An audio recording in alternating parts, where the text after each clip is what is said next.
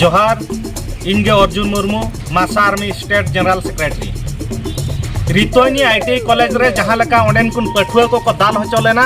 ओना इदी काते मयूरभंज जिलापाल कार्यालय रे धारणा दुड़ुब हुई लेना ग्रीवेंस दुड़ुब हुई लेना मेनखान 9 तारीख धाबी तंगी रना समय को एमला तेहे 9 तारीख पारोमेन गया मेनखान उनको पठुआ को नित धाबी न्याय बाको नामका ओना इदी काते हजुकान अगस्त 17 हिलो आले मयूरभंज बंद डाकरा ले एमका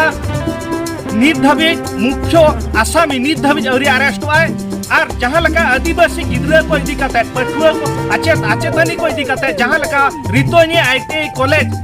बिजनेस है चालू का ओना कॉलेज तुरंत बंद लगी और ओंडे जहाँ को आचेतनी को ताहला उनको एटा रे पढ़ावना सुजोग को एमा कुमा ओना दाबी इदी काते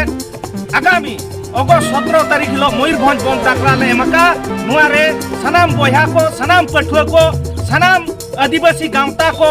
सेटेर काते नुआ बंद चे लकार बन गेले बिली होचोया ओना लगिते झतो हर ठेन आले अरदास ले दोहया जोहार गे तो।